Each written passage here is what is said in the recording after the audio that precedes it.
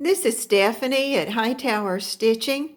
Today's video is sort of one to catch up.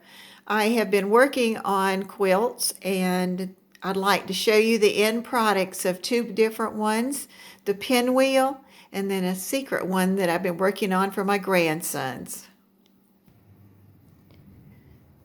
In the first three parts of the pinwheel, I was working on the blocks, the individual blocks. You remember it started with a 10-inch block that was a colored fabric and a 10-inch cream colored fabric. And from there we made all of these great sets of colors and then put them out in order. And I just really thought this was going to be a great one for a beginner. And it was, until you started trying to put the pieces in the right part, and sometimes it just floored me, but I got them together. And you can see I've got, this is 47 by 40 inches, and then I came back and I did the top quilting on it. And the top quilting started in the very center of each one of the pinwheels. And here's the plan that I came up with after I had started. I had a template that gave me the very center 6-sectioned part. And as soon as I did that around the outside, then I went in and I filled in the little flowers on the inside, then went back and echoed around the outside a couple of times. And on the last echo, I put the little circles on those. And then the last row, I came back and I did those little curly cues all the way around. And then I built the outsides from there. And it was pretty nice. Once I got the pattern figured out, it went quickly. And here you can see a sample of the pattern with the center and then building out. And then every time I moved to another one, I started over and then started building out again. And if you want to go back and see the first three parts, here is my channel, and it's under the pinwheel.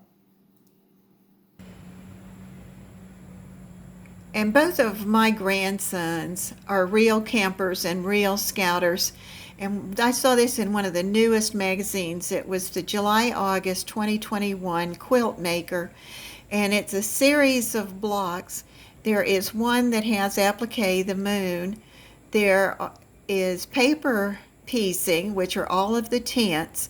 And I'll tell you, if you have someone learning how to sew, that's really a fun one because there's a long stretch of stitching that they do. And they really enjoy it because one of my grandsons didn't even know what he was working on. And he liked sewing that and pressing it back. And when he had half of one of them done, I said, well, what do you think that is? He said, I think it's a pyramid. So he was really surprised when he saw the quilt. And here you can see a big section of the quilt and all of the blocks with the trees and the fire and the stars that are pieced. And then I went back and I top stitched it all with loops and then stars that were just straight stars that went out from the center about 8 times. And it took a little bit to get all the way around, but I didn't use a whole big roll of thread. And for this first one, I'm going to let each one choose the backing that they wanted. And the youngest one, who's 11, he really liked this fiery orange and brown color. And when I started out, I was just going to make one, and then I was going to make the second one. And I ended up working on both of them at the same time as I was doing it. And then that was great because when I had the pieces all sewn together and everything, I had two ready to be quilted. I hope you enjoyed this video. This is Stephanie at Hightower Stitching. If you saw something that you liked or thought something was funny or interesting, please hit subscribe and like. If I forgot anything, I will write it in the description. Thank you.